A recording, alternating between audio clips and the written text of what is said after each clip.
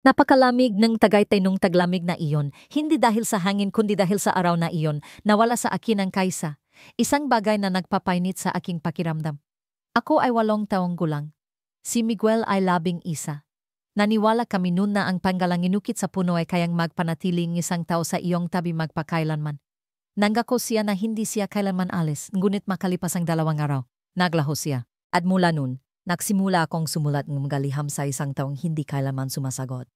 Ang Tagaytay noon ay mas malamig kaysa sa mga taglamig na aking natatandaan. Hindi ko alam kung dahil bata pa ako o dahil may kung ano sa puso ko noon na nagparamdam sa lamig na mas tumagos kaysa sa mga nakarang taon, ang hangin mula sa lawa. Ang taal ay sunod-sunod na umihip sa mga puno, sa mga bahay na may pulang tisa, at humahampas sa bakanteng lote sa likod ng paralan na yon, kung saan may isang matandang punong balete na itinuturing namin ni Miguel na naming sariling mundo. Ako ay 8 taong gulang, na may buhok na laging gusot na parang ligaw na damo pagkatapos ng ulan.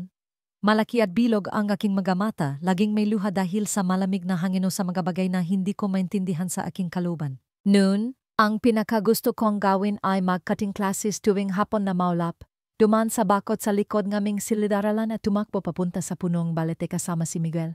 Si Miguel ay mas matanda sa akin ng 2 taon, matangkad, payat at laging nakayapak. Sa tuwing tumatakbo kami, lagi siyang lumingon para hintayin ako. Palagi. Tila sa mundong punong alikabok at mga ugat ng puno, siyang gabay at ako ang tagasunod, panatag at nagtitiwala. Nang araw na iyon sobrang lamig. Ang mga kulay abo na ulap ay bumaba sa tuktok ng bundok, na bumabalot sa Tagaytay ng isang makapal na ulap na parang usok. May dala akong maliit na kutsilyo, isang bagay na ninakaw ko mula sa kusina ni Lola. Tiningnan ako ni Miguel at nagtaas ang kilay. Para saan yan? Hindi ako sumagot agad. Lumapit lang ako sa punong balete, kung saan ang malalaking yugat ay parang mag-aahas na natutulog. Sinimulan kong ukitin ng mga letra sa puno. Bawat guhit ay hindi perpekto at tagilid. May sinusulat ka ba? Tanong ni Miguel na yumuko para tingnan. Panggalan ko. Sagot ko at nag-atubiling sandali bago idagdag. At panggalan mo. Gumiti si Miguel at kumislap ang kanyang mga mata. Lagi siyang guminggiti ng ganun. Hindi ganong masaya, pero sapat na para gumaan ang aking pakiramdam. Makakalimutan mo ako balang araw. Sabi ko, habang patuloy na inuukit ang letra. Humangin ng malakas sa mga matatandang dahon na parang nakikinig sa bawat salita namin. Umiling si Miguel at hinawakan ang aking kamay. Ang kanyang kamay ay kakaibang mainit sa gitna ng malamig na panahon. Hindi kailanman, sabi niya. Pangako, kahit saan ako magpunta, babalik ako. Tiningnan ko ang kanyang mga mata noon, mga matang kulay amber na nagniningning sa ilaliming sinangaraw na tumatago sa mga dahon. At naniwala ako. Naniwala ng buwang buo tulad ng kung paano maniwala ang isang bata. Muling umihip ang hangin sa mga sangga, mas malakas, na parabang gusto nitong balutin ang panggako at ipadala sa maulap na kalangitan. Hindi ko alam na 2 araw lang ang makalipas, ang panggakong giyon ang magiging tanging bagay na matitira sa pagitan namin. Nang araw na umalis si Miguel, maulap din tulad ng araw na inukit namin ang aming panggalan sa puno. Kinaumagahan nagmamadali akong pumasok sa klase dahil narinig ko mula sa kung sino na alis na ang pamilya ni Miguel. Hindi ako naniwala, pero nataranta pa rin akong tumakbo sa bawat kanto at likuan na pamilyar sa akin para makarating sa bakanteng lote sa likod ng paralan. Wala dun si Miguel. Nakatayo ako sa tabing punong balete ng matagal, tinitingnan ang mga ukit na sariwa pa. Pagkatapos parang may nagudyok sa akin, tumakbo ako papunta sa kanyang bahay. Isang malit na bahay na gawa sa kahoy sa gilid ng burol. At tulad ng sabi-sabi, nag-impake na sila. Ang tatay ni Miguel, isang tahimik na tao, ay nagkakargang mga kahon sa isang lumang jeep. Nakaupo ang kanyang ina sa lubing sasakyan, puno ang pag-alala ang muka. Nakita ko si Miguel nakatayo sa tabi ng kanyang backpack. Nakatingin sa malayo, na parang sinusubukang isilid ang buwang. Tagaytay sa kanyang paningin. Nang magtaman ang aming mga mata, mabilis na tumakbo si Miguel papalapit sa akin. Ngunit hindi kailanman naging ganito kahaba ang distansya sa pagitan namin. Babalik ako, Elena. Sigaw ni Miguel habang nakadikit ang kamay sa bintana ng sasakyan. Hindi ako makasagot.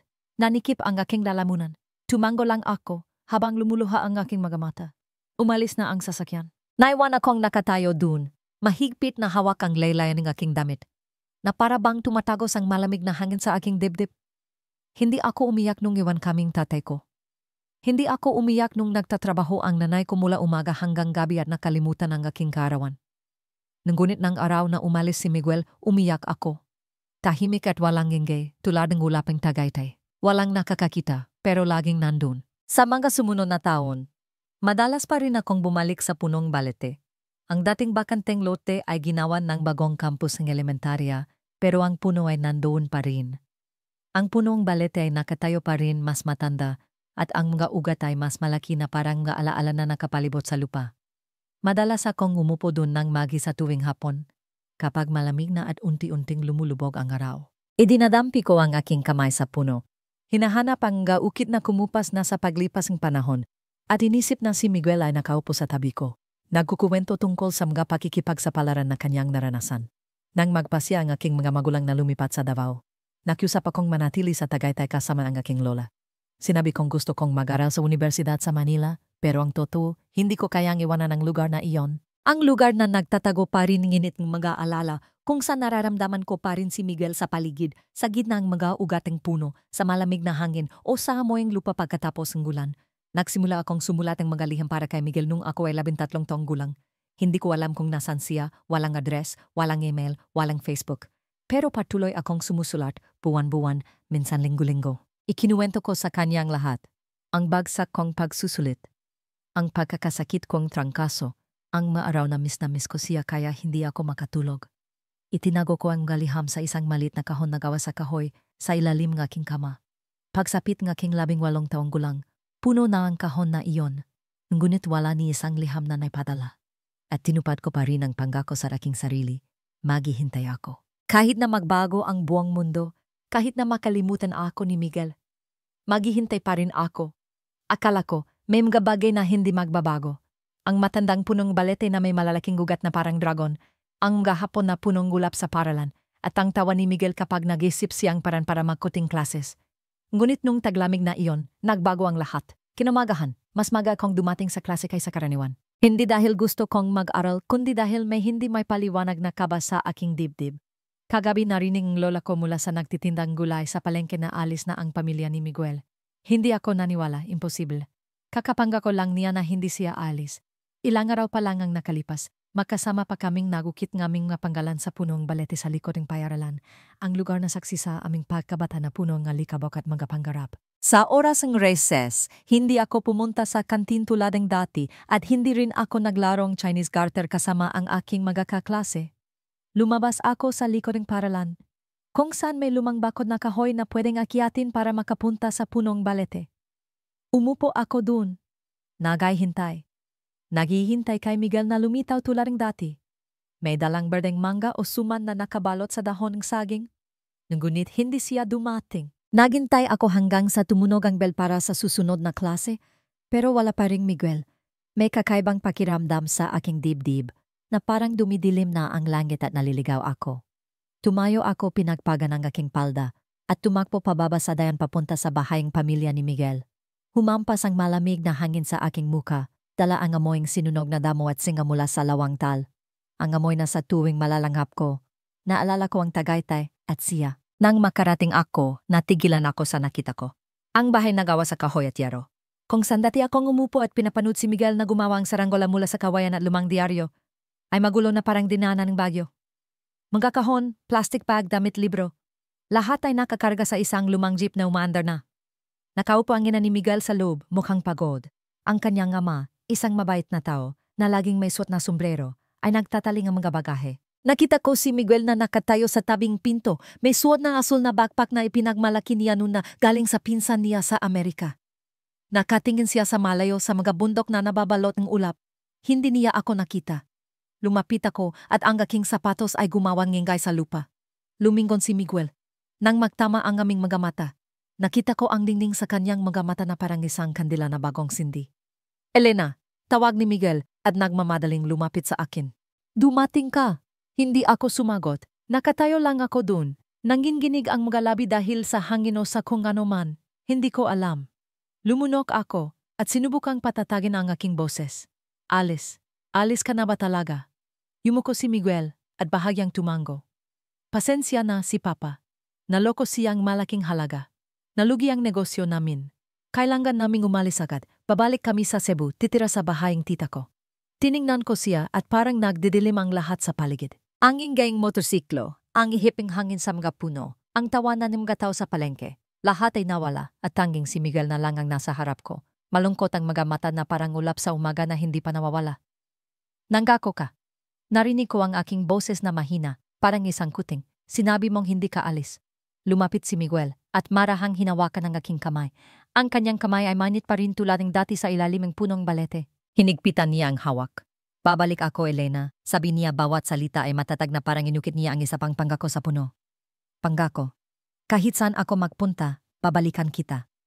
Tumango ako kahit naninikip ang aking lalamunan. Gusto kong may sabihin. Gusto ko siyang pigilan. Pero 8 taong gulang lang ako.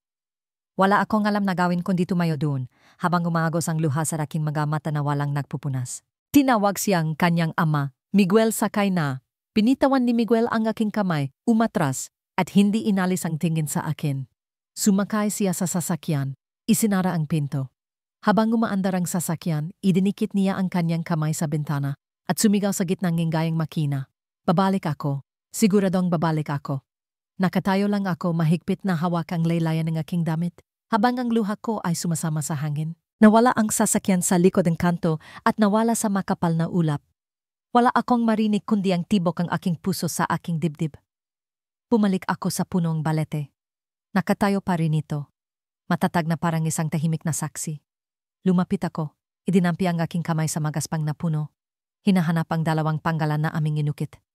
Ang Miguel sa tabi ng Elena ay sariwa pa, na parang hindi pa kumukupas sa paglipas ng panahon. Umupo ako sa ilalim ng puno, yakap ang aking gatuhod, tahimik. Muling umihip ang hangin. Dala ang amoying basang lupa at isang bagay na mapait.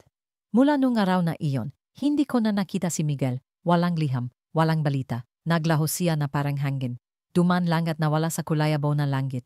Ngunit sa akin, hindi kumukupas ang kanyang imahe. Nagsimula akong kamuhian ng maghapon na maulap, ang ingayang lumang jeep, at lalo na ang mga panggako. Dahil naniwala ako, tulad ng kung paano maniwala ang isang bata sa mga fairy tale. Mula nang umalis si Miguel, hindi ko na inaabangan ang maghapon sa Tagaytay. Dati, sabik akong naghihintay sa tunog ng bell para makatagbo sa likod ng paralan, dumaan sa bakod na kahoy, at umupo sa ilalim ng matandang punong balete. Ngunit ngayon, kahit ang tunog ng bell ay naging mabigat. Hindi na ito tunog ang kalayan, kundi paalala sa puwang na iniwan ni Miguel. Ang unang pananabik ay dumating isang hapon na malakas ang hangin. Katatapos lang ang klase ko sa math. Ang subject na kinainisan ko. At walang kamalay-malay na naglakad ako papunta sa likod ng paralan. Dumidilim na, ang makapal na ulap ay nagtipon sa abot tanaw na parang babalang isang bagyo. Lumapit ako sa punong balete. Idinampi ang aking kamay sa lumang puno at hinanap ang lugar kung saan namin inukit ang aming mapanggalan. Hinaplos ng aking gadaliri ang bawat magaspang na guhit at ipinikit ko ang aking mga mata. Hindi ko alam kung bakit, pero kinausap ko ang puno. Bumulong ako. Hindi pa siya bumabalik. Pero sa tingin ko tutuparin niya ang kanyang panggako. Siguro hindi pa lang panahon. Hindi sumagot ang puno, siyempre. Ngunit ang hangin na duman ay nagpagalaw sa mga dahon na parang may tumatawa. Nakunwari akong naniwala na si Miguel iyon. Nang magpasya ang aking mga magulang na lumipat sa Davao dahil sa bagong trabaho ng aking stepfather, marin akong tumutol. Hindi ko pa kailanman sinigawan ang aking ina. Ngunit nung araw na iyon, sinabi ko ng direkta, hindi ako alis. Gusto kong manatili dito kasama si Lola. Tiningnan akong nanay ko ng matagal. Namula ang kanyang mga mata. Hindi dahil sa galit, kundi dahil sa pag-alala. Alam niyang may tinatago ako sa aking puso, kahit hindi ko sinasabi. Sa huli pumayag siya. Pinayagan akong manatili sa Tagaytay. Kasama si Lola sa aming maliit na bahay na may bubong na yero sa dulong kalsada, malapit sa palengke. Ang lola ko ay mahigit 70 taong gulang na, ngunit malakas pa siya at mahal ako na parang tunay na anak. Alam kong naintindihan niya kung bakit kailangan kong manatili dito. At hindi siya nagtanong. Ang kanyang pananahimik ay isang banayad na paraan ng suporta na habang buhay kong pasasalamatan. Nagsimula akong sumulat ng mga liham para kay Miguel nung ako ay 13 taong gulang. Walang address, walang padadalhan. Ngunit sa tuwing may gusto akong ikuwento, kumukuha ako ang papel at panulat. Ang gunang liham na isinulat ko ay isang gabi na umuulan at ang mga ilaw sa aming lugar ay kumikislap. Sumulat ako sa ilalim ng madilaw na ilaw ng isang lumang desk lamp. Miguel, bumagsak ako sa math ngayon. Ayaw kong math, tinulungan mo ako noon sa mga mahihirap na aralin. Naalala mo ba, ngayon nawala ka, ang boring lahat. Gusto kong bumalik ka. Pero alam kong hindi pa pwede. Tinupi ko ang liham at inilagay sa isang malit na kahon na gawa sa kahoy na may kandado. Isang bagay na ginagamit noon ni Lola para itago ang kanyang mga lahas. Nilinis ko ang kahon. Nilagyan ng tela sa loob at maingat na inilagay ang liham. Mula noon, marami para kong isinulat. Hindi regular ngunit sa tuwing nararamdaman kong nasaan si Miguel, naalala pa rin niya ako, sumusulat ako. Miguel, napanaginipan kita ngayon. Nakatayo ka sa ilalim ng punong balete. Tinatawag ang panggalan ko. Nang tumakbo ako papalapit, nawala ka. Nagising ako at umiyak. Pero pagkatapos ay nangumiti ako. Dahil kahit sa panaginip, naalala mo pa rin ako. Miguel, may sipon si Lola. Nagluto akong lugaw para sa kanya pero hilaw. Kinain pa rin niya lahat at tumawa. Ang lugaw na may pagmamahal, hilaw man o luto, masarap. Parang sinabing tatay mo, di ba? Miguel, sobrang ulap sa Tagaytay ngayon. Hindi ko makita ang tuktok ng bundok. Pero nakikita ko ang punong balete. At nakikita ko, naghihintay pa rin ako sa'yo. At ganun nga bawat liham na punong hindi perpektong sulat kamay ay maayos na nakasalansan. Minsan, nilalagyan ko ng isang dilaw na dahon na napulot ko sa ilalim ng puno. Isang malit na bulaklak o isang pirasong tikiring sine na pinanood ko kasama ang isang kaibigan pero sa isip ko, sana nandito siya. Nang ako ay 17 taong gulang, nagsimulang humina ang aking lola. Sinusubukan pa rin niyang gumiti. Ngunit nakikita ko ang pagod sa kanyang mga mata at ang hirap niyang huminga. Mas madalas siyang umubo, pumayat ang kanyang mga kamay at ang kanyang balat ay manipis na parang papel. Nagsimula akong maglaan ng mas maraming oras sa bahay, tumutulong sa pagluluto, paglalaba, paglilinis. At gabi-gabi, kinukwentuhan ko siya tungkol sa paralan. Isang gabi, tinawag niya ako at binigyan ng isang tumpok ng papel. Iyon ay mga form para sa college entrance exam. Tahimik niyang inihanda ang lahat. Kasama na ang paunang bayad para sa unang semestre sa Ateneo de Manila University. Tiningnan ko siya naguguluhan. Lola, hindi ako sigurado kung kaya kong umalis. Ayaw kong iwan kang mag-isa. Nung umiti siya at hinawakan ang aking kamay. Kailangan mong umalis, hindi para iwanan ako, kundi para hanapin ang iyong sarili. Ang Tagaytay ay isang alala, ngunit ang Maynila ay ang hinaharap. Umiyak ako. Hindi dahil takot akong iwanan ang lugar kung saan ako lumaki, kundi dahil alam kong binibigyan niya akong pagkakataon na hindi mabuhay sa nakaraan. Pumunta ako sa Manila isang araw sa unang linggo ng Hunyo. Mahinang umuulan at maulap ang kalangitan. Ang lungsod ay maingay, magulo, malayo sa sariwang hangin ng Tagaytay. Dala ko ang isang malatang damit, isang tumpok ng libro, at ang kahon ng magaliham na mainggat kong binalot sa isang tuwalya. Nakatira ako sa isang dormitoryo ng mga estudyante. Ang aking roommate ay si Tin. Isang babae mula sa Cebu. Si Tin ay kabaliktaran ko, madaldal, masigla at mahilig sa kasiyahan. Ngunit marahil dahil sa pagkakaiba na iyon kaya mabilis kaming naging malapit. Isang beses nang tanungin ni Tin kung ano ang nakasabit sa aking leg. Dahil napansin niyang hindi ko ito tinatanggal. Nagatubili ako ng sandali at pagkatapos ay nilabas ang isang malit na kwintas na gawa sa kahoy. Ang pendant ay hugis ng isang bangka na simpleng inukit. Ibinigay ito ni Miguel sa akin noong aking ikawalong kaarawan noong naglalaro kami sa tabing Lawang Taal. Ito ang bangkang pagkakaibigan, sabi niya. Para hindi mo ako mawala. Hinigpitan ko ito sa aking palad at sinagot si Tin. Regalo mula sa taong naging buong pagkabata ko. Hindi na nagtanong pa si Tin, ngumiti siya ng bahagya at tinapik ang aking balikat. Marahil, naintindihan niya? May mga alala na hindi kailangan ng paliwanag. Ang buhay sa Maynila ay nagpatanda sa akin ng mas mabilis. Nag-aral akong kasaysayan ng Timog Silangang Asya, na parang boring pero para sa akin, may dala itong hininggang mga nawala, mga bagay na kailangang itala para hindi makalimutan. Tulad ng kung paano ko itinago si Miguel sa bawat liham, sa bawat alaala. Kahit abala sa pag-aral, pinanatili ko ang aking ugali na sumulat ng isang bagong liham para kay Miguel bawat buwan. Ang mga liham gayon ay mas mahaba, mas mature, ngunit puno pa rin ng emosyon. Miguel, gayon, nag-aral kami tungkol sa mga migrasyon sa Visayas. Nabanggit din ang Cebu. Naisip ko na nakatira ka sa isang lugar sa mga kalye na hindi ko pa napuntahan. Naalala mo pa kaya ang Tagaytay? Naalala mo pa kaya ang iyong pangako? Miguel, inimbitahan ako ni Tin na manood ng concert, pero tumanggi ako. Hindi ako sanay sa maraming tao. Mas gusto ko pa rin ang mga tahimik na hapon sa ilalim ng puno. Minsan, tinatanong ko ang aking sarili. Naisip kaya ako ni Miguel? Naalala kaya niya ang aming mga pangako o isa lang itong malit na bahaging kanyang pagkabata na kanyang iniwan?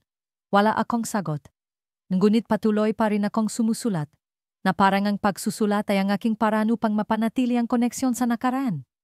Kahit na ang kabilang dulong tali ay maaaring naputol na. Isang araw, narinig ko ang tunog ng gitara mula sa ibabang dormitoryo.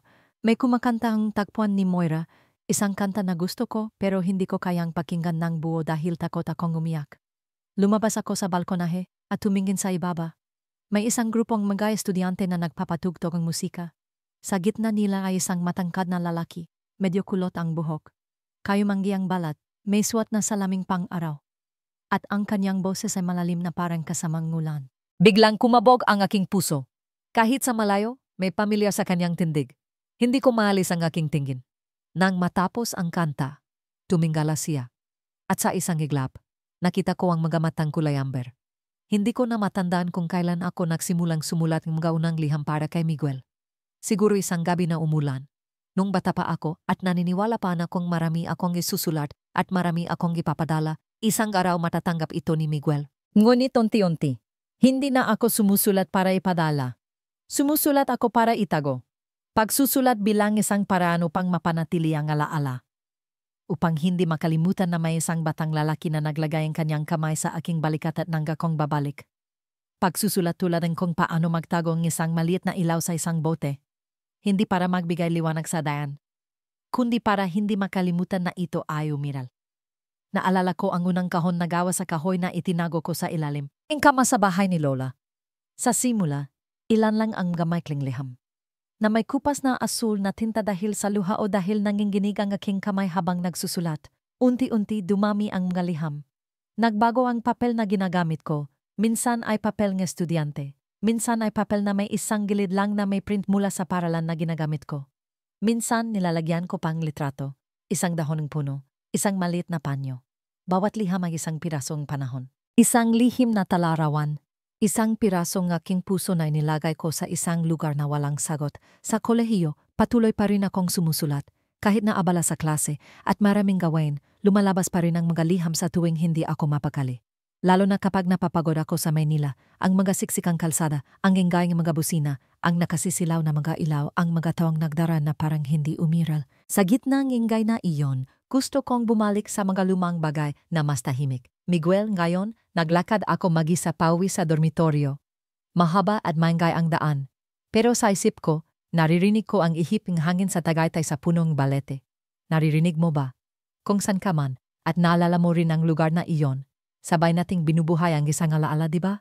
Miguel, nakita kita, hindi ikaw talaga. Isang taong dumaan sa harap ko, pareho ang tindig, pareho ang mga mata, at kahit ang paraning panggiti ay pareho. Kumabog ang puso ko. Alam kong hindi ikaw iyon, pero lumingon pa rin ako na parang sa isang paglingon lang, magsisimula ulit ang lahat. Miguel, umulan ngayon. Wala akong payong.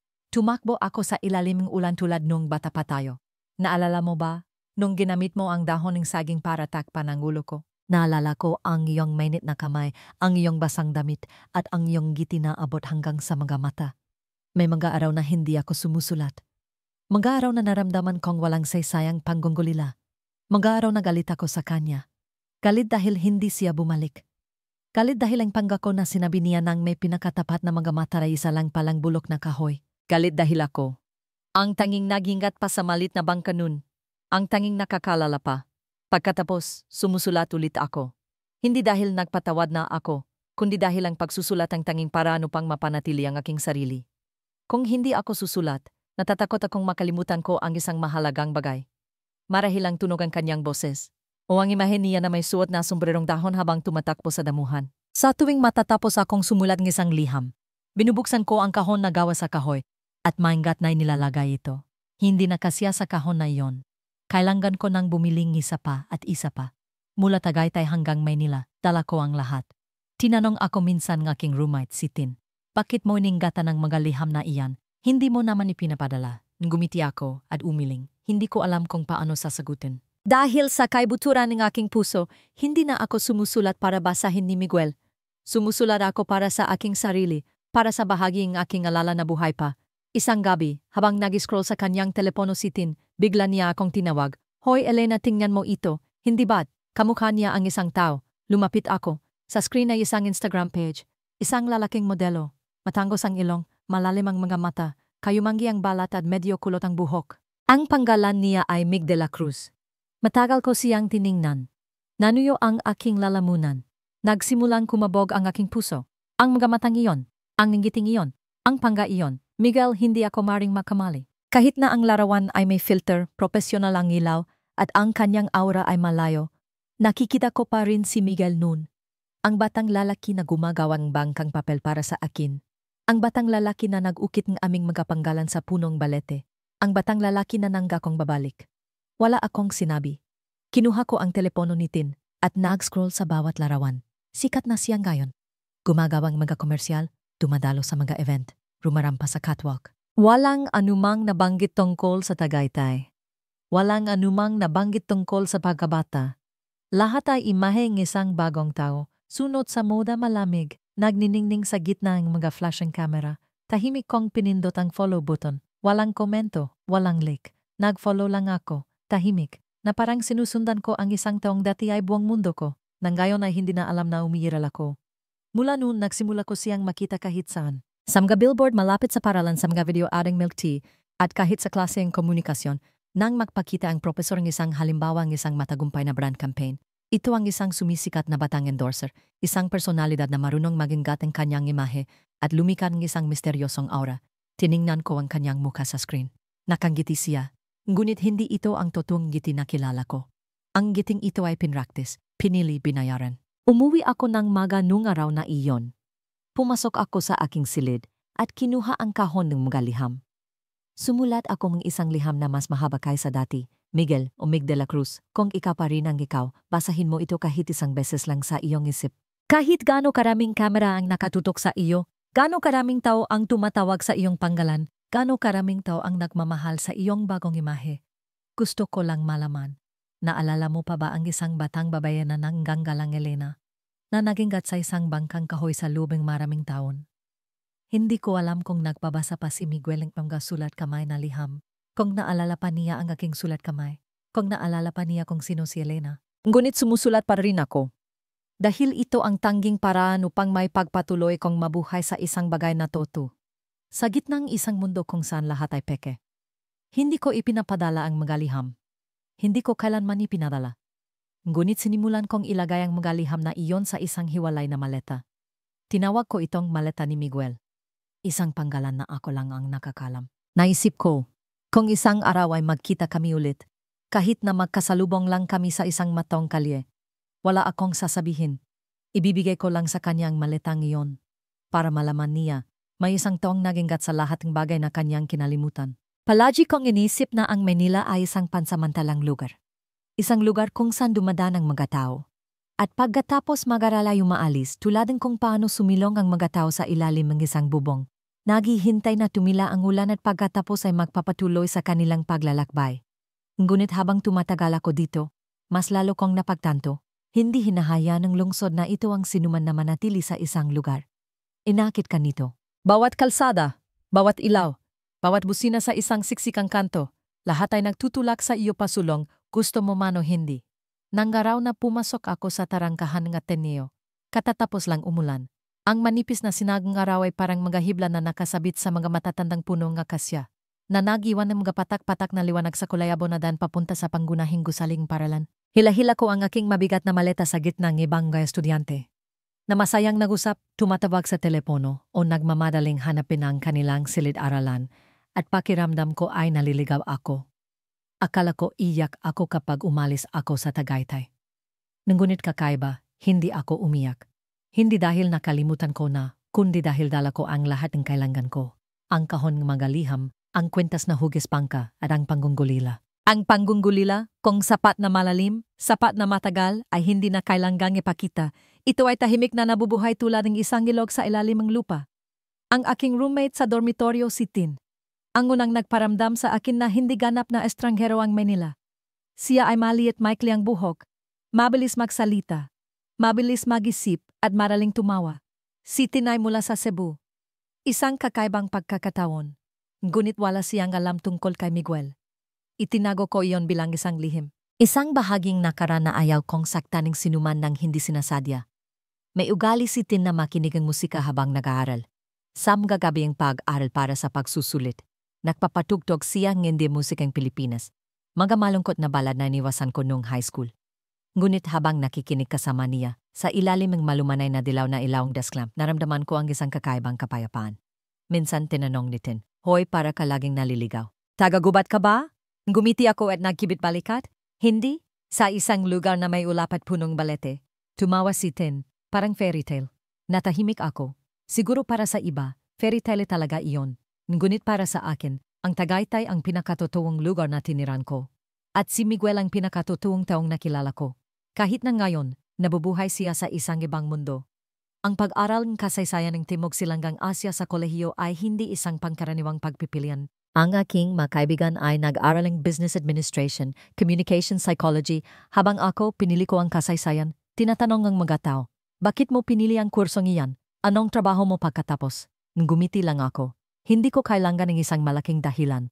Gusto kong makinig tungkol sa mga bagay na nakalipas na, mga pangyayari na natabunan ng ngalikabokang panahon. Gusto kong itala ang mga bagay na kinalimutan ng iba. Tulad ni Miguel, isang bahagi sa akin ay laging naniniwala. Kung sapat ang aking pag-aral tungkol sa nakarayan, makakahanap akong daan pabalik. O kahit papaano maintindihan ko kung bakit may mga taong umalis sa ating buhay ng hindi lumilingon.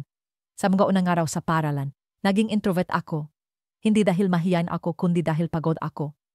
Pagod sa pakikipagkilala sa pagulit kung sino ako, saan ako galing, ano ang gusto ko, ano ang adya ko, kung mayroon na ba akong unang pag-ibig. Wala akong lakas na bumuo ng isang bagong imahe.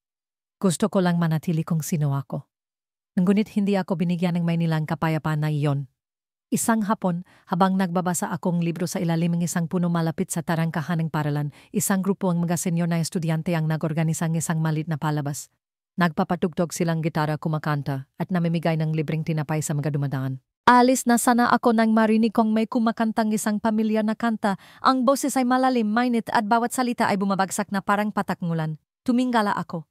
Sa gitna ng banda ay isang matangkad na lalaki, may suot na puting polo shirt, medyo magulo ang buhok, at may suot na salaming pangaraw. Kumabog ang aking puso. Hindi ako sigurado. Dahil may suot siyang salamin at maraming tong nagsisiksikan sa harap. Ngunit malinaw na sinasabi ng aking kutob. Si Miguel iyon. Gabi na nang umuwi ako sa dormitoryo ng walang imik. Tiningnan ako nitin at kumunot ang no. Mukha kang nakakitang multo. Hindi ako sumagot, binuksan ko ang Instagram. Nag-update ang profile ni Mig de la Cruz. Isang larawan, may suot siyang puting polo shirt, nakatayo sa ilalim ng isang puno, nakangiti ng bahagya. Ang gulong larawan ay malinaw na sa campus ng aming paralan. Alam kong hindi ako nag-ilusyon. Si Miguel. Nandito. Nanggako siyang babalik. Ngunit hindi ko kailanman inisip na ang pagbabalik ay nanggangahulugang pagpasok sa parehong lungsod, paghingang parehong hangin, at hindi na ako makilala. Mula noon, mas madalas ko siyang nakikita sa library, sa pasilyong communication department, sa isang coffee shop malapit sa paralan. Laging mag-isa, laging may suot na salamin, laging mabilis maglakad na parang walang sinumang makakapigil sa kanya. Hindi ako nanggahas na lumapit. Nagmamasid lang ako.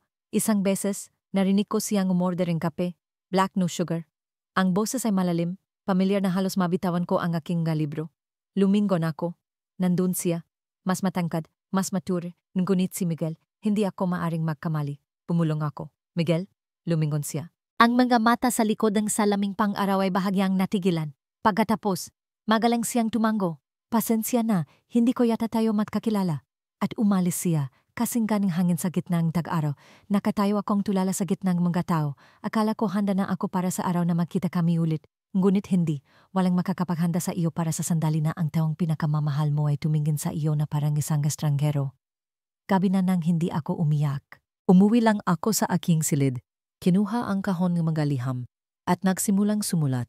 Miguel, tinupad mo ang iyong pangako. Bumalik ka nga. Ngunit nandito pa rin ako, si Elena pa rin ng dati. Habang ikaw ay naging ibang tao na. Tiningnan mo ako na parang hindi mo ako kilala. At ako, naghihintay pa rin sa'yo na parang tanga.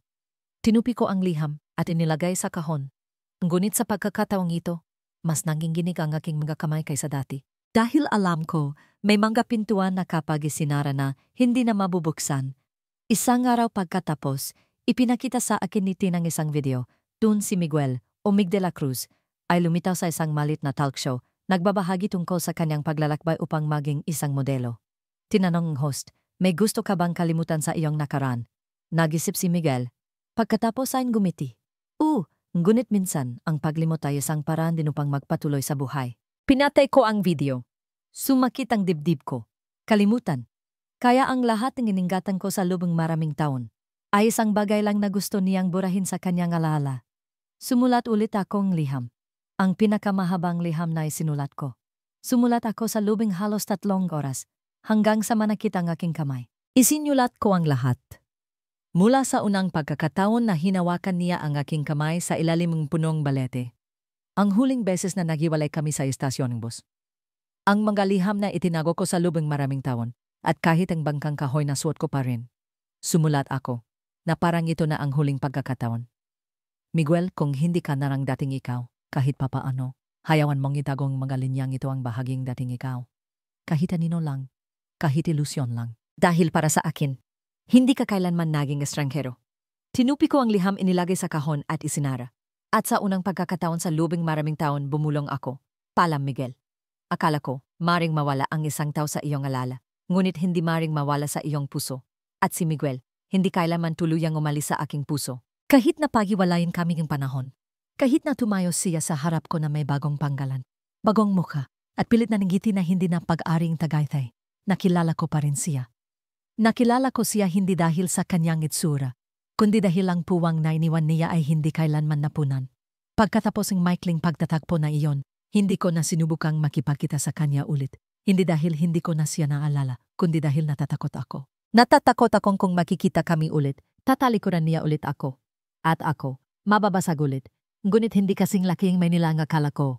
Isang Biyernes ng hapon, sumikat ang araw pagkatapos ng isang malakas na ulan, at pumunta ako sa isang malit na coffee shop malapit sa tarangkahan ng paralan. Ang panggalan ng coffee shop ay Ginto. Ayon sa sabi-sabi, ito ang paboritong lugar ng maraming estudyanteng artista, modelo, at magatong malikhain. Pumunta lang ako doon dahil maganda at tahimik ang upuan sa balkonahe, kung saan maaari akong sumulat ng liham nang hindi napapansin ng sinuman. Nakatayo ako sa pila nang marinig ko ang isang malalim na boses mula sa aking likuran. Black coffee, no sugar. Natigilan ako. Ang mga salitang iyon, ang paraan ng pagbikas, bawat salita ay parang tumago sa panahon na nagbalik sa akin sa umaga kung kailan tinalikuran niya ako. Lumingon ako. Nandun siya, matangkad, diretso ang likod, nakapamulsa. May suot na salaming pang-araw. Si Miguel, walang duda, ngunit sa pagkakataong ito, hindi ako nagsalita. Tiningnan ko siyang magbayad, kunin ang kanyang kape, at pumunta sa isang mesa malapit sa bintana. Umupo siya, tinanggal ang kanyang salamin, uminom ng isang higop, at binuksan ang kanyang laptop. Ang sinagang araw ay tumama sa kanyang muka na nagbigay liwanag sa kanyang mga matang kulay amber na naalala ko sa bawat detalye. Alis na sana ako, Toto. Tinalikuran ko na siya at lumabas sa pinto. Ngunit pagkatapos, parang may humila sa akin pabalik at huminto ako. Hindi ko alam kung bakit, ngunit sa pagkakataong ito, sa halip na tumakas bumalik ako. Kinuha ko ang lahat ng aking lakas ng loob, lumapit sa kanyang mesa at tumayo sa harap niya. Tulad ng maraming taon na ang nakalipas, tumayo ako sa harap niya sa istasyon ng bus, mahigpit na hawak ang strap ng aking bag at pinipigilan na ang aking luha. Tumingala siya, nagtataka. Sinabi ko nang mahina, hindi mo ba talaga ako naalala, Miguel? Karahimikan. Akala ko sasabihin niya ulit. Pasensya na hindi ko yata tayo magkakilala. Handa na ako para dun. Handa na akong lunukin ang lahat ng emosyon na dinala ko sa lubeng halos 10 taon. Ngunit hindi. Hindi sa pagkakataong ito. Ibinaba niya ang kanyang tasang kape. Tiningnan ako. Ang kanyang mata ay tahimik na parang lawa bago ang isang bagyo.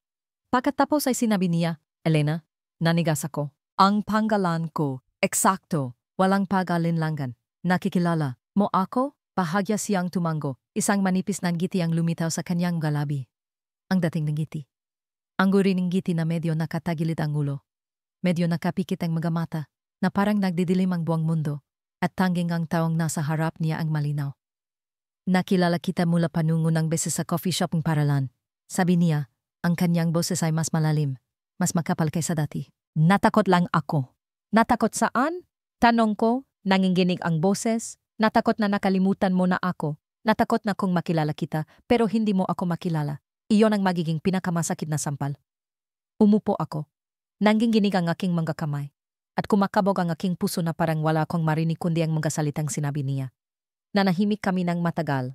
Sa labas, unti-unting lumulubog ang araw. Ang hangin ay marahang umihip sa balkonahe. Dala ang amoy ng kape at singa pagkatapos ng ulan. Tinanggal ni Miguel ang kanyang salaming pangaraw, ipinatong ang kanyang baba sa kanyang kamay at tumingin sa malayo. May isang bagay na laging nasa isip ko sa tuwing umulan, ang bangkang kahoy. Nagulat ako. Dahan-dahan, inilagay ko ang aking kamay sa aking leg at inilabas ang kwintas na hindi ko kailanman tinanggal mula nung ibinigay niya ito sa akin. Tiningnan niya, tahimik. Pagkatapos ay bahagyang gumiti, iniinggatan mo pa rin. Dahil naniwala ako, sagot ko na isang araw babalik ka. Ipinikit niya ang kanyang mga mata at huminga ng malalim. Parang nabunutan siya ng isang mabigat na pasanin. Pasensya na. Umiling ako. Hindi kailangan ng paumanhin. Dahil alam ko, lahat ay may dahilan para manahimik. Ngayon lang, gusto kong marinig ang dahilan mo. At pagkatapos sa unang pagkakataon sa lubing maraming taon, naguwento siya. Pagkatapos umalis sa Tagaytay, naghirap ang kanyang pamilya sa Cebu. Ang kanyang ama ay may dalang kahihiyan sa pagkabigo, habang ang kanyang ina ay laging may sakit. Si Miguel, ang batang laging nakanggiti, ay unti-unting natutong manahimik. Itinigil niya ang paguhit, pagtugtog ng gitara at nag-focus sa pag-aral. Sa edad na 15, nagsimula siyang magtrabaho, nakuhugas ng sasakyan, nagsiserve sa restaurant, at pagkatapos isang beses aksidenteng napili bilang modelo para sa isang lokal na brand. Mula noon, nagsimula siyang sumikat. Ang panggalang Miguel ay masyadong luma, masyadong nakakapagpalala. Pinalitan niya ang kanyang panggalan ng Mig de la Cruz. Natunog malakas, malamig, at sunod sa moda. At pagkatapos, mabilis na dumating ang lahat, mga alok para sa photoshoot, mga kontrata sa advertising, mga audition para sa pelikula.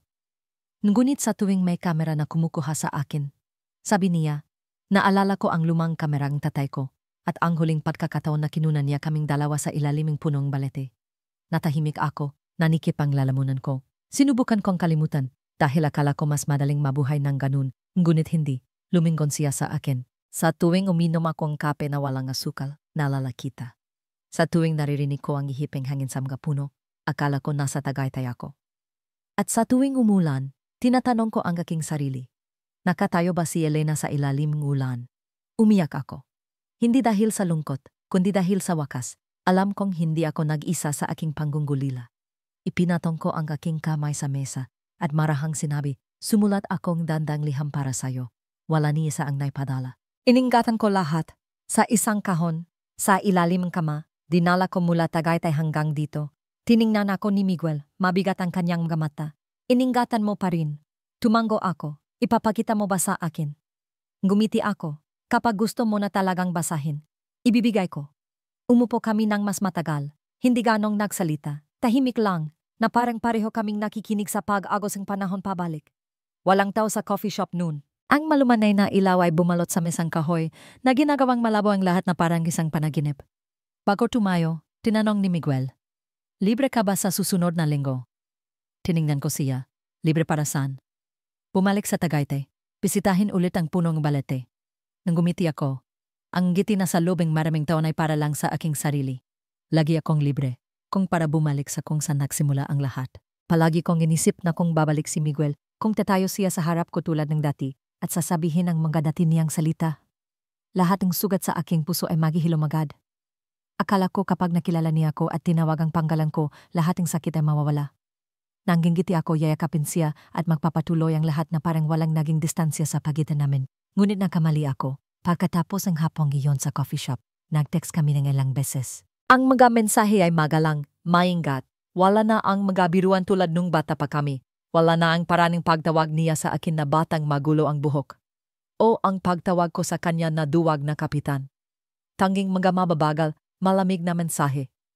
Hindi ko siya sinisisi. Alam ko, kapag lumaki na ang isang tao, kapag naranasan na ang maraming sakit, hindi madaling maniwala sa pagbabalik. Hindi na kami ang dalawang bata sa ilalim ng punong balete. Kami nan gayon ay dalawang matanda na nabubuhay sa dalawang magkaibang mundo, dalawang magkaibang ritmo, dalawang magkaibang maskara. Marahil, hindi binuburang panahon ang pagmamahal, ngunit ginagawa nitong mga piraso, at walang nakakaalam kung paano ito buuin ulit. Isang linggo pagkatapos, tulad ng napag-usapan, sinundo ako ni Miguel sa dormitoryo. Nagmamaneho siyang isang pilak na kotse, malinis at ang amoy sa lubay parang mamahaling pabango. Sumakay ako sa kotse, dala ang isang maliit na kahon na gawa sa kahoy. Nasa loob nito ang galiham na isinulat ko para sa kanya sa lubing halos 10 taon. Hindi niya tiningnan ang kahon. Hindi rin siya nagtanong. Sinabi lang niya ng mahina, tara na. Ang biyahe pabalik sa Tagaytay ay tumagal ng mahigit 2 oras, Ngunit kaunti lang ang aming sinabi. Nakaupo ako sa tabing bintana, pinapanood ang mga puno na lumilipas, at ang aking puso ay tahimik na parang lawa bago ang hangin. Nagpatugtog si Miguel ng mahinang musika. Isang instrumental, piano, napakalungkot. Pakiramdam ko ay lumulutang ako sa pagitan ng dalawang panahon, nakaraan at kasalukuyan, naipit sa pagitan ng dalawang tao, ang batang lalaki na minahal ko nun at ang lalaking nakaupo sa tabi kong gayon. Dumating kami sa Tagaytay ng hapon na. Ang hangin ay tulad pa rin dati. Malamig, basa at may amoying ligaw na damo pagkatapos ng ulan. Hinangin ng hangin ang aking buhok na ginawang magulo, tulad ng unang beses na nakita ako ni Miguel. Bigla akong napanggitin ng bahagya. Lumingon siya at ngumiti rin, patang magulo pa rin ang buhok. Tiningnan ko siya. Isang sandaling lamig ang bumalik, ngunit duman lang ito na parang hangin. Pagkatapos ay lumingon siya at huminga ng bahagya. Naglakad kami papunta sa dating paralan. Ngayon ito na ay isang bagong elementarya. Moderno. May bakal na tarangkahan, may kamera, may guwardiya. Ngunit ang puno ng balete ay nandun pa rin. Mas matanda. Mas magaspang ang puno. Mas maraming ugat. Na parang isang matandang kuba na nagdadalang mag-aalalang maraming henerasyon ng mga mag-aaral. Lumapit ako at dinampi ang aking kamay sa puno. Ang mga panggalan na inukit nun ay kumupas na halos hindi na makita. Ngunit naalala ko ang bawat guhit, bawat hiwang kutsilyo. Elena and Miguel, 2009, idinampi ko ang aking kamay sa ukit na iyon at naramdaman ko ang lamig. Nakatayo si Miguel sa likuran ko, walang imik. Lumingon ako at ibinigay sa kanya ang kahon ng mga liham. Pwede mong yuwi, kung gusto mo. Kinuha niya ito, nanginginig ng bahagya ang kanyang kamay. Sumulat ka talaga? Tanong niya garalgalang boses. Halos 10 taon, lahat para sayo. Umupo kami sa isang bangkong bato sa ilalim ng puno. Humangin ang hangin sa hapon. Dala ang tunog ng kampana ng simbahan sa malayo. Binuksan niya ang kahon, kumuhang isang liham, at nanginginig na binasa. Miguel, bumagsak ako sa math ngayon. Sana nandito ka para tulungan akong mag-aral. Miguel, nawala ng kuryente sa paralan ngayon. Umupo ako mag-isa sa ilalim ng punong balete. May dumaang isang squirrel. Sana nandito ka para makita natin ito ng sabay.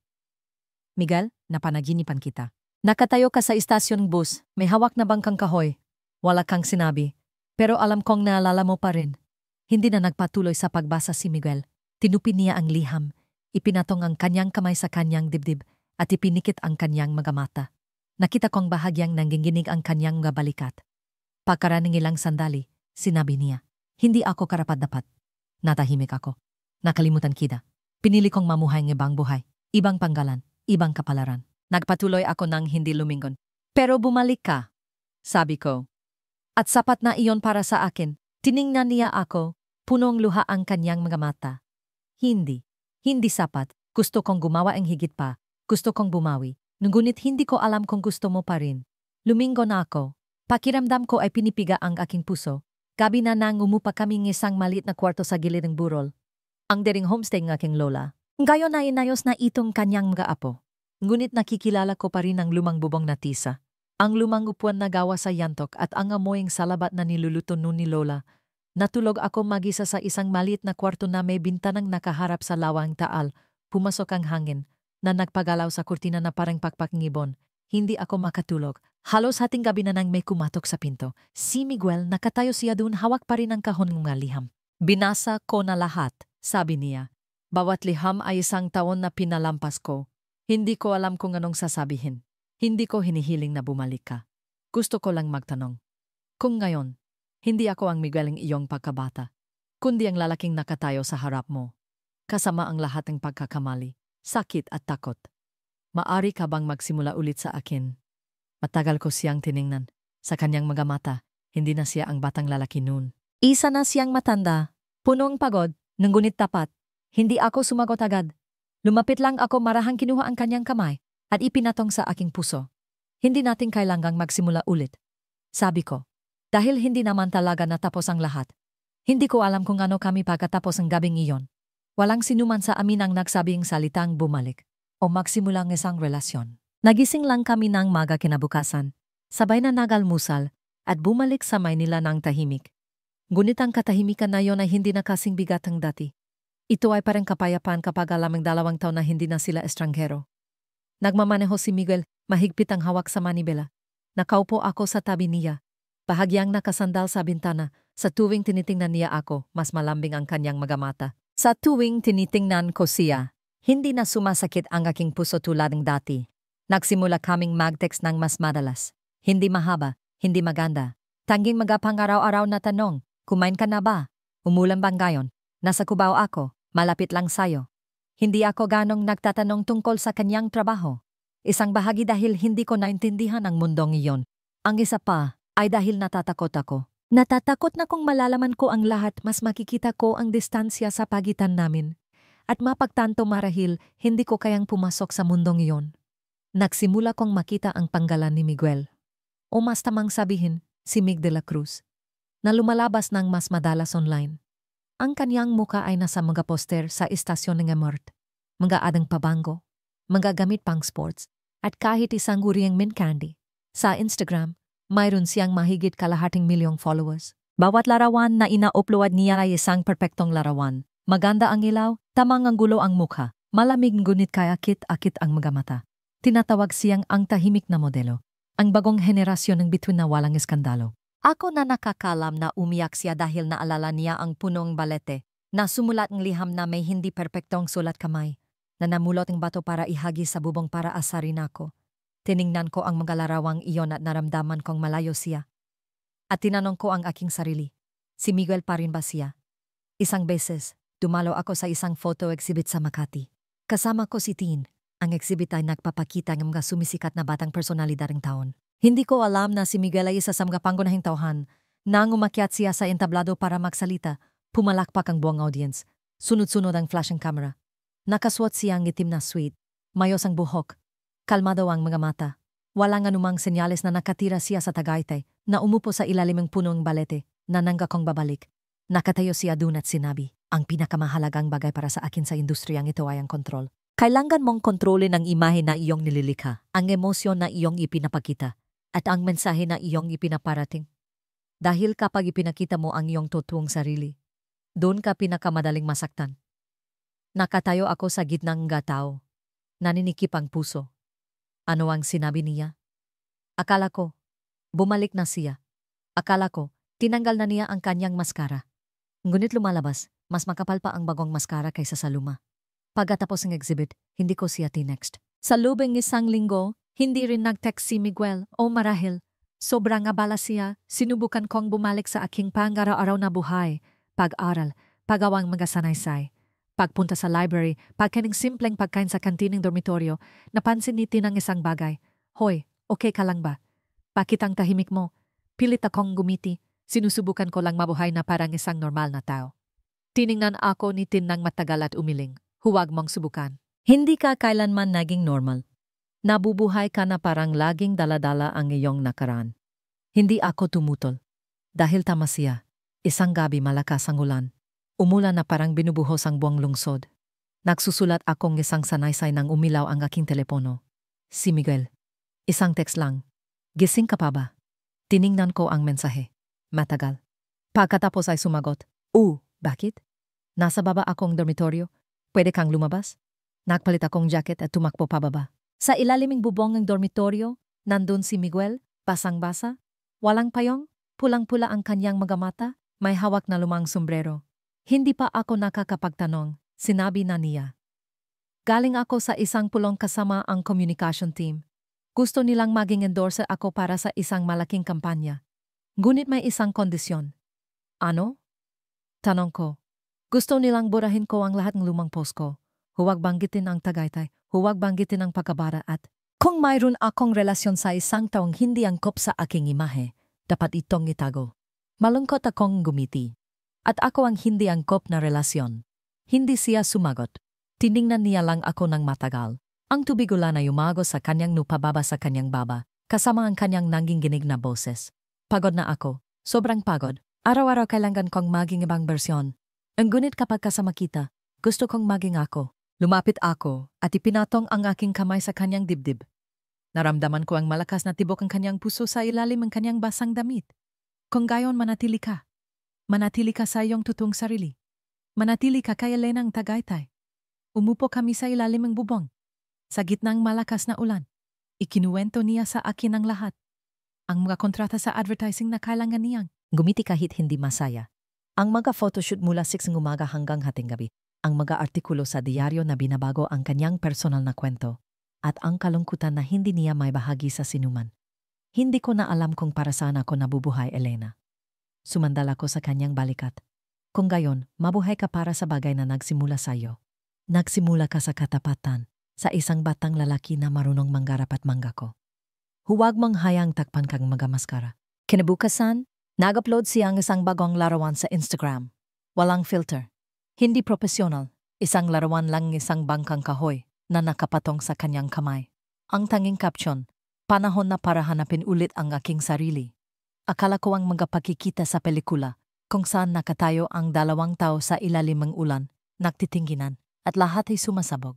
Ay isang bagay na romantikong gawa-gawa lang. Ang gunit nang ako mismo ang pumasok sa sandaling iyon, naintindihan ko, may mga ulan na hindi nagbabasa ng buhok, kundi nagpapalambot ng puso. Nang araw na iyon, umulan nang umalis ako sa library. Ang ulan ng tagaraw sa Maynila. Biglawan malakas, na parang ang lungkot ng buwang lungsod ay nagtipon sa isang sandali. Wala akong dalang payong, at wala rin akong balak na maghintay na tumila ang ulan. Ang aking puso noon ay mas mabigat kaysa sa kulayabo na kalangitan sa itaas. Sa lubang maraming araw, hindi nakipag-ugnayan si Miguel. Pagkatapos ng gabing nakatayo siya sa ilalim ng ulan at sinabing gusto niyang maging siya, akala ko magbabago ang lahat. Naniwala ako, o kahit papaano. Umasa, napipilin niya ang isang landas na hindi lang may mga ilaw ng entablado, kundi mayroon ding isang maliit na lugar para sa akin. Ngunit ang pag-asa tulad ng natutunan ko sa aking pagkabata ay ang pinakamarupok na bagay sa mundo. Naglakad ako sa ilalim ng ulan. Malamig ang aking mga paa. Basang-basa ang aking mga balikat at walang laman ang aking isip. Lahat ng tunog ay naging malayo. Nalala ko ang punong balete, ang amoying lupa pagkatapos ng ulan sa Tagaytay, ang hapon na umupo kami at binasa ang mga lumang liham. At tinanong ko ang aking sarili, nananaginip ba ako ng isang panaginip na hindi kailanman magkakaroon ng magandang katapusan sa katotohanan? Pagkatapos ay narinig ko ang busina ng isang kotse. Isang pilak na kotse ang huminto sa gilid ng kalsada. Bumaba ang bintana. Elena, nagulat ako. Ang boses na iyon, hindi maring magkamali. Miguel. Bumaba siya sa kotse, walang payong, at tumakbo papunta sa akin na parang bato. Elena, pasok ka sa kotse. Basang-basa ka na. Wala akong sinabi. Tiningnan ko lang siya. Hindi lumuha ang aking mga mata, ngunit ang aking puso ay basang-basa. Nakatayo si Miguel ng ilang sandali. Pagkatapos ay binuksan ang trungkang kotse.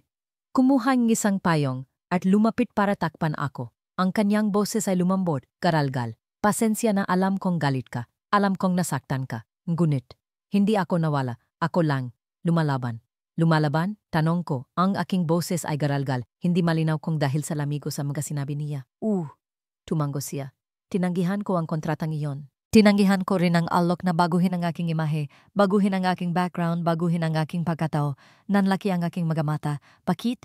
Tiningan ako ni Miguel. Ang kanyang mga mata ngayon ay wala ng liwanag ng entablado, wala ng kalmadong hitsurang isang modelo. Tanging ang mga matang batang lalaki noon na tumingin sa akin mula sa likod ng bintanang jeep. Ang kanyang kamay na nakadikit sa salamin, sumisigaw sa gitna ng ingayang makina.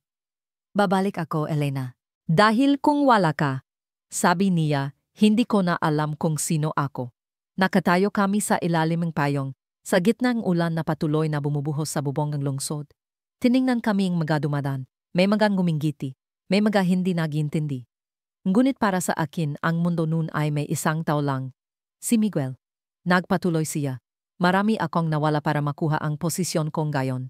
Ngunit napagtanto ko, walang kahulugan ang posisyong iyon kung hindi ko na kayang tingnan ang aking sarili sa salamin. Mahina akong nagtanong. Nagsisisi ka ba? Umiling si Miguel. Hindi.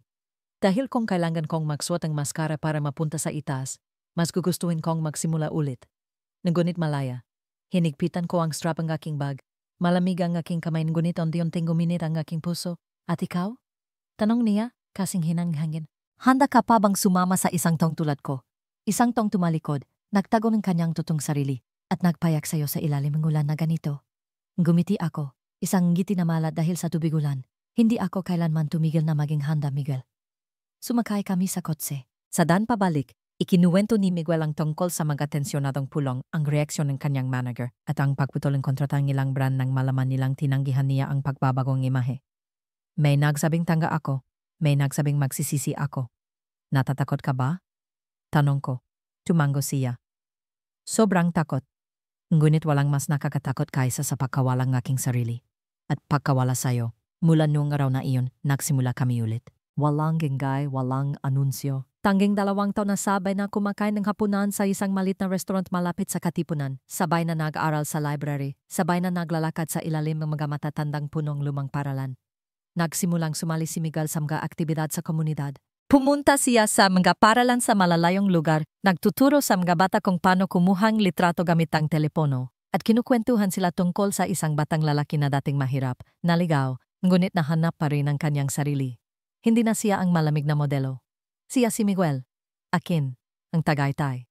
Ng mga liham na hindi kailanman naipadala. Isang araw, habang nakaupo kami sa rooftop ang dormitoryo, pinapanood ang paglubog ng araw sa likod ng mga mababang gusali. Lumingon sa akin si Miguel, at kumislap ang kanyang mga mata na parang nung 10 taong gulang siya. Sa tingin mo, dapat ba nating gawing libro ang mga liham na iyon? Nagulat ako. Anong liham?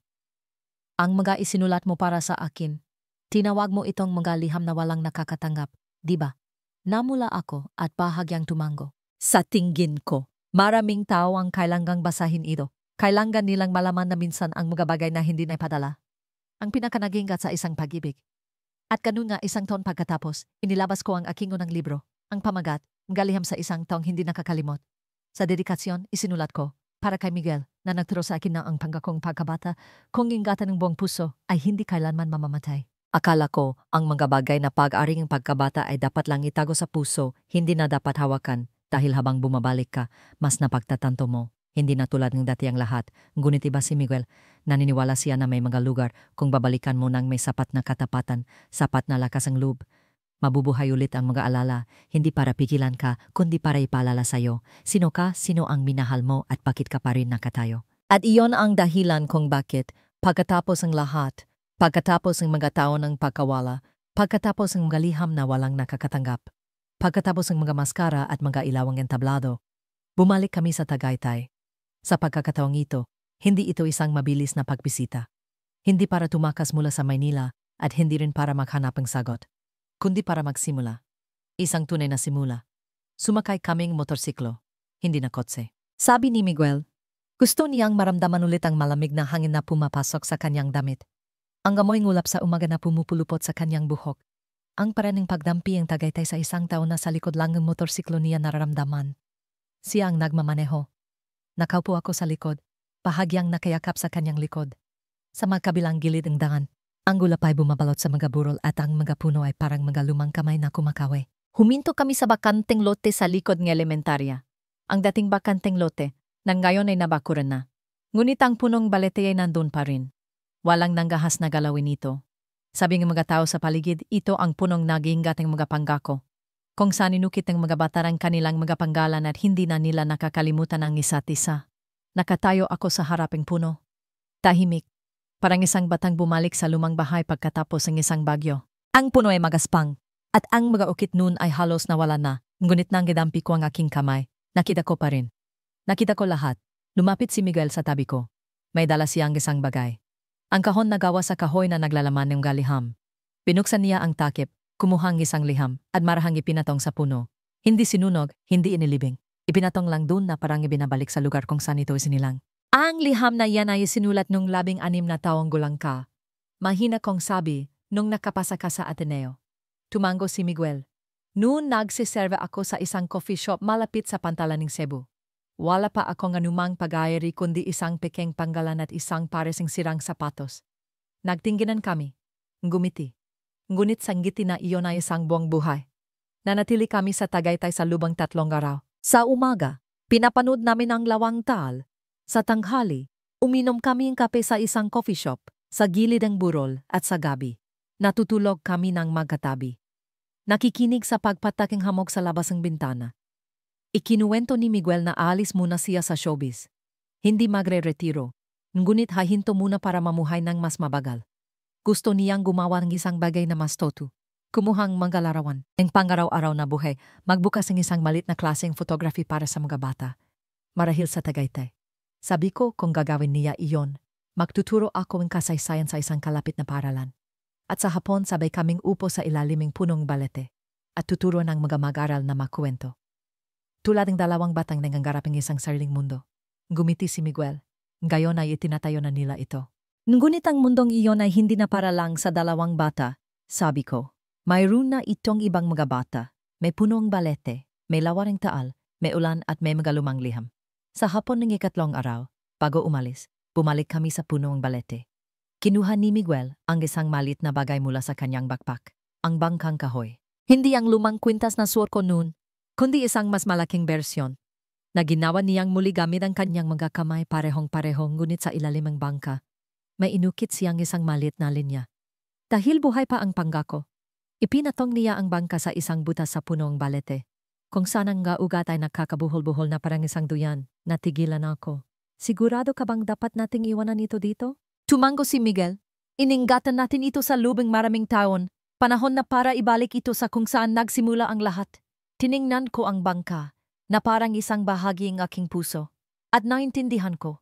Minsan, hindi ang pag-iingat ang pagmamahal, kundi ang pagpapakawala habang naalala pa rin. Iyon ang tunay na pagmamahal. Bago umalis sa Tagaytay, mahigpit na hinawakan ni Miguel ang aking kamay. Tumayo sa harap ang puno ang balete at sinabi, Elena, nanggako akong babalik. Tiningnan ko siya nanginginig ang boses at ginawa mo. Umiling si Miguel, punong luha ang kanyang mga mata. Hindi ako bumalik. Dahil mula nung umalis ako sa lugar na ito, hindi ako kailanman umalis sa'yo. Kaya sa totoo lang, hinahanap ko lang ang daan pabalik sa aking sarili. Umiyak ako, hindi dahil sa lungkot, kundi dahil sa wakas pagkatapos ng maraming taon ng pag-ikot, ang mga bara sa ilalim. Ang puno nun ay nahanap ulit ang kanilang mga lumang ugat. Kung saan nagsimula ang lahat, sa wakas, sumulat akong isa pang liham, ang huling liham, at inilagay sa kahon na gawa sa kahoy. Miguel, kung isang araw ay magkahiwalay ulit tayo, bumalik ka sa lugar kung saan may punong balete. Hihintayin kita doon, dahil hindi lang iyon ang lugar kung saan nanggako kang babalik, kundi ang lugar kung saan hindi ako kailanman umalis. Bumalik si Miguel, at sa pagkakatawang ito, nakilala niya talaga ako. Nakita kami ulit sa gitnang isang abalang Manila sa gitnang mga klaseng photography, mga batang sabik na matuto at mga alaala na hindi kailanman kumukupas. Akala ko, kung nahanap na namin ang isa't isa, magiging payapa na ang susunod na araw. Hindi ko inasahan na kapag lumaki na, ang pag-ingat sa isa't isa ang pinakamahirap. Sapat pa ang pag-ibig para mapanatili ang mga bagay na kinuhang mga taon. Abangga ng ikalawang yugto. Kapag hindi sapat ang pag-ibig, at nagsimulang maghiwalay ang mga pagpipilian,